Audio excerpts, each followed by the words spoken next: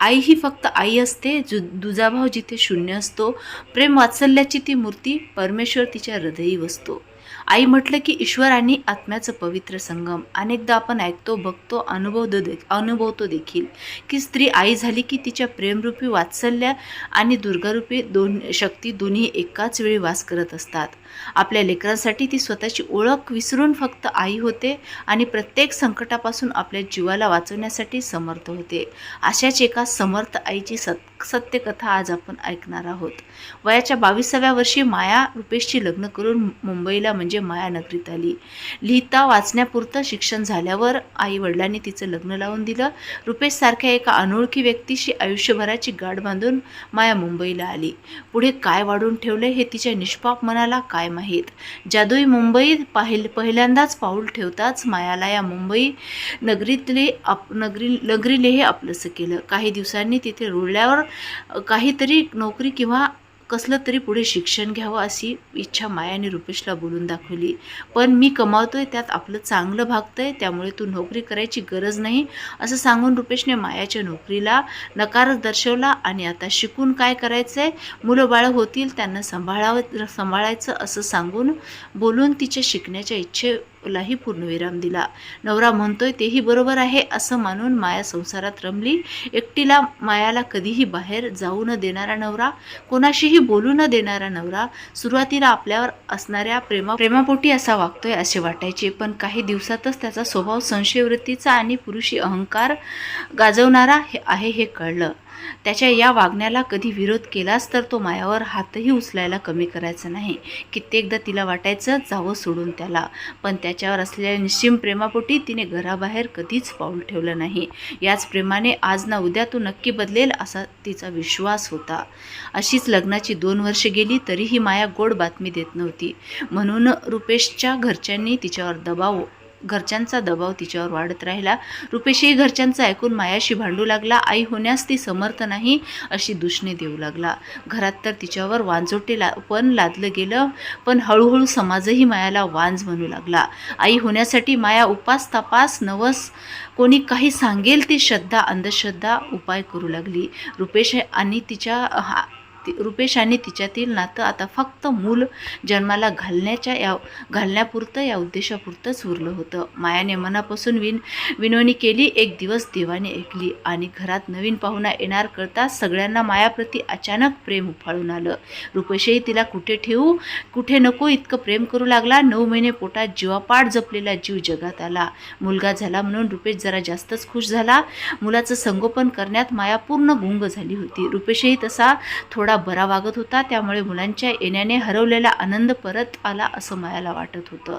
म्हणून तिने मुलाचं नावही आनंद ठेवलं. आनंदसोबत तिचं आयुष्य आईपणाच्या नव्या वळणावर येऊन पाऊल ठेवत होतं, जे तिला सर्वाधिक सुखावत होतं.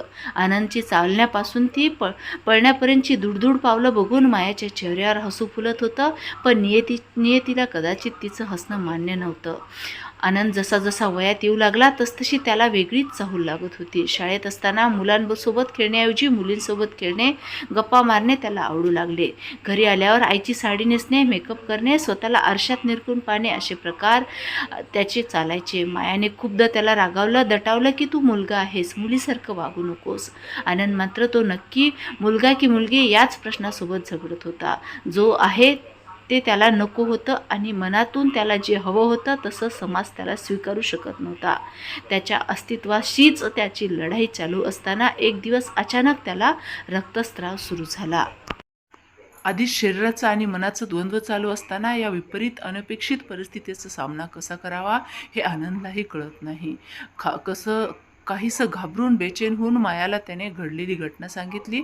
मायाच्या तर पायाखालची जमीनच सरकली. आनंद शरीराने पुरुष होता पण मन मात्र स्त्रीचं होतं हे आनंदने मायासमोर कबूल केलं. पण आता शरीराने सुद्धा त्याला स्त्रीची ओळख द्यायला सुरू केलेलं. पुरुषाला मासिक पाळी देणारा आनंद हा पहिला मुलगा नव्हता, पण माया रुपेशच्या घरातील तो पहिला मुलगा जगावेगळा होता. डॉक्टरांची भेट घेऊन त्यांना सगळी परिस्थिती सांगून आनंद हा पुरुष नसून तृतीय लिंगी समूहातील आहे हे स्पष्ट कळले.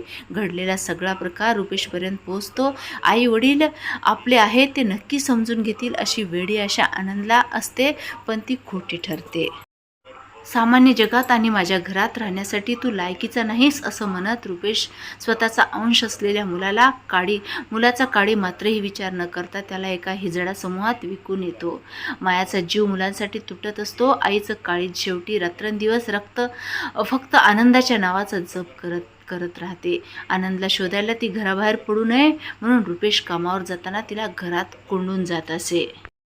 4 दिवस अन्न पाणी सोडून मायाने देव पाण्यात ठेवले होते. तिच्या ममतेपुढं अखेरीस देवालाही हार मानावी लागली.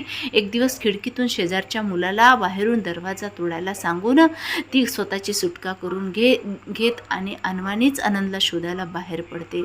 फोनवर रुपेश आनंदबद्दल कोणाकडे तरी त्याची चौकशी करताना तिने गुपचूप ऐकलं होतं. त्यावरून तो कुठे असावा याचा अंदाज तिला आला होता. ती तडक त्या वस्तीत जाते. आजूबाजूला टाळ्या वाजवत उभे असणारे स्त्री वेशातील पुरुष बघून ती आधी घाबरते. आजपर्यंत या लोकांबद्दल जे ऐकलं होतं ते भयानक आणि भीतीदायक होतं. त्यामुळे तिची भीती वाटणं साहजिकच. तरीही मोठ्या हिमतीने माझा आनंद कुठे आहे ओरडत ती वस्तीत फिरत असते. मायाचा आवाज ऐकून आनंद एका खोलीतून पळत आई म्हणून ओरडत येतो आणि मायाला घट्ट मिठी मारतो. दोघे मायलेक अस्वांनीच फक्त बोलत होते. दोघांची ती स्थिती पाहून तिथे असणारे सगळ्यांचेच डोळे पाणावले. आनंदची आई हात जोडून पाया पडून त्याच्या सुटकेची विनवणी करते. त्या समाजातील गुरु मायाला खूप समजवण्याचा प्रयत्न करतात की तुमच्या सामान्य समाजात आनंदला काहीच स्थान नाही. त्याला फक्त अवहेलना सहन करावी लागेल. तो जर इथे राहिला तर तो इतरांपेक्षा वेगळा आहे असं वाटणार नाही आणि सुरक्षितही राहील. आम्ही त्याची योग्य काळजी घेऊ. पण माया शेवटी एक आई होती. कितीही काही झालं तरी आनंद माझा जीव आहे. त्याच्यापासून मी दूर राहूच शकत नाही. त्याची जी ओळख आहे ती ओळख स्वीकारून मी त्याला चांगलं जीवन जगण्यास प्रवृत्त करेन, पण माझ्यापासून दूर करणार नाही. तुमचे पैसे हवे तर मी कसंही करून परत आणून देईन, पण मला माझ्या मुलापासून तोडू नका, अशी विनंती माया त्यांच्यासमोर करते. एका आईच्या हट्टापुढे आणि अश्रूपुढे सगळेच झुकले. माय लेकाच्या प्रेमापुढे पैसा मोठा नाही असं म्हणत त्याने आनंदला सोबत न्यायला परवानगी दिली. काही झालं तरी आम्हाला हाक मारा असं सांगायला देखील विसरले नाहीत. माणूस न मानता ज्यांना आपण झिडकारतो, आज त्याच समाजातील माणुसकी आणि आपुलकीचा प्रत्यय मायाला आला होता. आनंदला परत मिळवून तिने एक लढाई तर जिंकली होती, पण खरी लढाई आता सुरू झाली होती. माया रुपेशकडे न जाता आनंदला घेऊन सरळ माहेरी जाते. माहेरीही आनंदचं सत्य कळल्यावर तेही आनंदला स्वीकारण्यास असमर्थता दर्शवतात. माया तिथूनही आनंदला घेऊन बाहेर पडते. परत मुंबईला येऊन राहायला घर आणि काम शोधण्यासाठी वनवन फिरण्याचा प्रवास तिचा सुरू होतो. मुंबईतल्याच एका नातेवाईकांनी रुपेशला माहीत न होता तिला भाड्याने एक रूम बघून दिली आणि एके ठिकाणी कपडे भांडीचं कामही मिळवून दिलं. तिथून मायाच्या मातृत्वाचा आणि आनंदच्या अस्तित्वाचा खरा खडतर प्रवास सुरू होतो. रुपेशने इकडं माया आणि आनंदला शोधण्यास सुरुवात केली होती. आनंद ज्याच्या हातात विकला होता तिकडे गेल्यावर त्याला कळलं की माया त्याला स्वतःसोबत घेऊन गेली आहे. कधी घराबाहेरही पडणाऱ्या मायाची हिंमत बघून रुपेशला मोठा धक्काच बसला. आनंदला विकून मिळालेले पैसे आता परत मागतील या भीतीने तो काही न बोलता तिथून सटकायच्या उद्देशात असतानाच आम्हाला आमचे पैसे परत नको, पण आनंद आणि त्याच्या आईला काही होता कामा नये अशी समज दिली. पण मायाने त्याच्या शब्द तोडून त्याचा अपमान केला होता. त्याचा पुरुषार्थ डिस्कावला गेला होता. काही दिवस शांत बसून रुपेशने पुन्हा मायाचा शोध घेण्यास सुरुवात केली. माया दिवसभर कपडे धुणीचं काम करून संध्याकाळी एका हॉस्पिटलमध्ये रिसेप्शनिस्टचं काम करायची. आनंदला खूप शिकून मोठं करायचं तिचं स्वप्न पूर्ण करण्यासाठी ती दिवस रात्र मेहनत करत होती. आनंदची स्वतःची लढाई समाजासोबत सुरू झाली होती. त्याला तो जसा आहे तसा स्वीकारून त्याच्या भवितव्य यशस्वी करण्यासाठी त्याच्यासोबत होती. परिस्थितीचा सामना करत कसंबसं शालेय शिक्षण पूर्ण करून तिने कॉलेजमध्ये प्रवेश मिळवला. कॉलेजमध्ये त्याची ओळख फार दिवस लपून राहिली नाही की त्याने तसा प्रयत्नही केला नाही. त्याच्या म्हणण्याप्रमाणे तो जे आहे ते नैसर्गिक होतं. त्याच्या हातात जे नव्हतं, त्यामुळे समाजानेही कोणतीही अडकाठीमध्ये न आणता त्याला माणूस म्हणून मनाने स्वीकारावं एवढीच त्याची अपेक्षा होती. कॉलेजमध्ये मुलं त्याला छक्का म्हणून चिडवायची, एकट्याला गाठून नको तिथे स्पर्श करायचे, त्याला नाचायला सांगायचे, त्याने विरोध करताच त्याला मारायचे. डोळ्यातील अश्रू लपवत सारं दुःख तो आईकडे बघत सहन करत होता. मनातल्या मनात घुसमटून जात होता. यातूनच त्याने एक दिवस आत्महत्या करण्याचा प्रयत्न केला. पण माया वेळेत पोचल्यामुळे त्याच्या जीवाला काही झाले नाही. त्या दिवशी मायाने पहिल्यांदाच आनंदच्या कानाखाली लगावली. डोळ्यात अश्रू आणि मनात भयंकर राग घेऊन ती बोलत होती, तू तुझीच ओळख स्वाभिमानाने घेऊ शकत नाहीस तर लोक कसे स्वीकारतील तुला?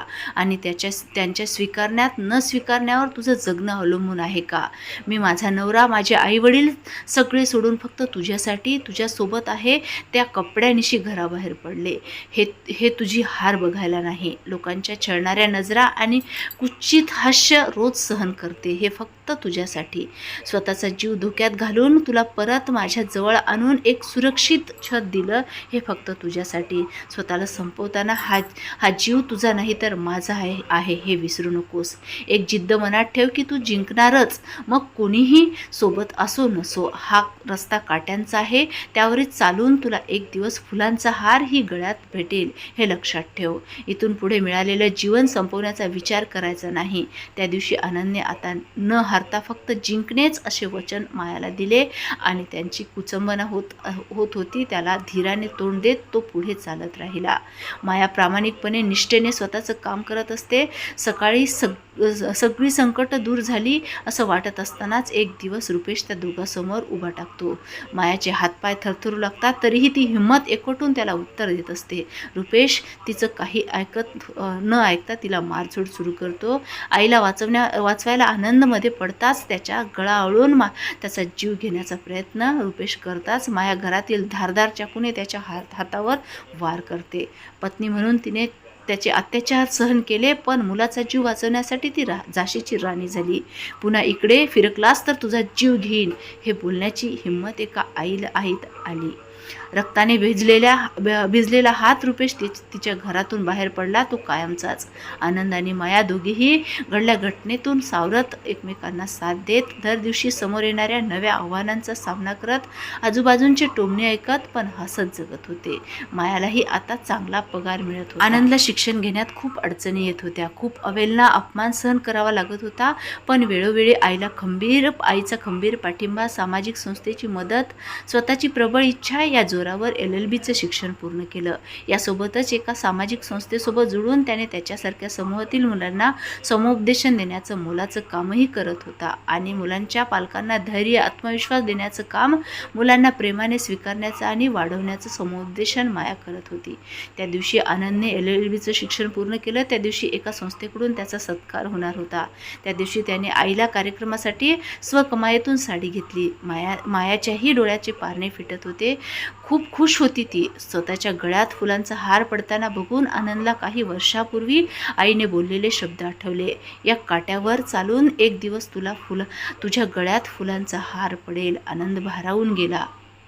त्याचा इथवरचा प्रवास व्यक्त करताना या यशाचं सारं श्रेय फक्त आईला देतो. भरल्या डोळ्यांनी तो म्हणतो, जर आई माझ्यासोबत नसती तर कदाचित मी कोणत्या तरी रेल्वे स्टेशनवर किंवा रस्त्यावर टाळी वाजवत पोटाची खळगी भरण्यासाठी हात पसरत उभा राहिलेला दिसलो असतो.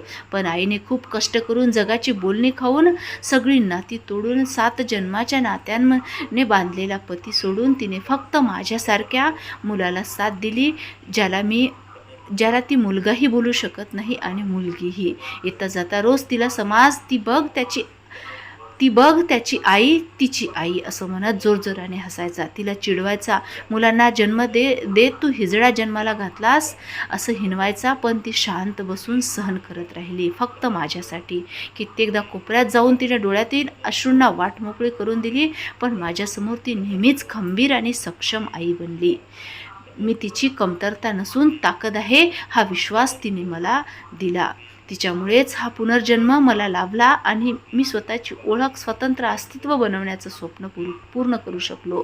आई आहे म्हणून मी आहे, नाहीतर मी शून्य आहे. आनंदच्या मुखातून आपलं कौतुक ऐकून मायाचे आनंदाश्रू थांबत नव्हते. नवऱ्याला सोडून, आई वडिलांना सोडून एक आई म्हणून ती इतकी वर्ष झटत होती. मात्र रात्रंदिवस मुलाच्या यशासाठी कष्ट करत होती. त्याचं आज चीज झाल्यासारखं वाटलं. मुलाचं यश डोळ्यात साठवून घेत होती. त्याची आई या लेबलपेक्षा ती एक सक्षम आई होती. ती आपल्या मुलाची ढाल बनवून नेहमी सोबत असते. आज आनंदची आई म्हणून तिला खूप मान मिळत होता. यातच तिच्या जन्माचं सार्थक झाल्यासारखं तिला वाटत होतं. कथा सत्य घटनेवर आधारित आहे. आईसाठी तिचा मुलगा कोण आहे यापेक्षा तो तिचा जीव आहे आणि ती त्याचं रक्षण स्वतःच्या जीवापलीकडे करते, ढाल बनते, हे या कथेतून उमगतं. समाजासोबत पालकांनीही वंचित ठरवलेल्या, वाळीत टाकलेल्या मुलांना गरज आहे अशा सक्षम आईची. आई ही फक्त आई असते. दुजाभाव तिथे शून्य असतो. प्रेम वात्सल्याची ती मूर्ती असते. परमेश्वर तिच्या हृदयी वस्तू. सत्य घटनेवर आधारित कथा. लेखक कोण आहेत हे माहिती नाही, पण लेखकाला त्रिवार वंदन. कथा आवडली असेल तर व्हिडिओला एक लाईक नक्की करा. चॅनलवरती नवीन असाल तर सबस्क्राईब करायला विसरू नका. धन्यवाद. Thank you so much. लवकरच भेटूया एखाद्या नवीन टॉपिकवर.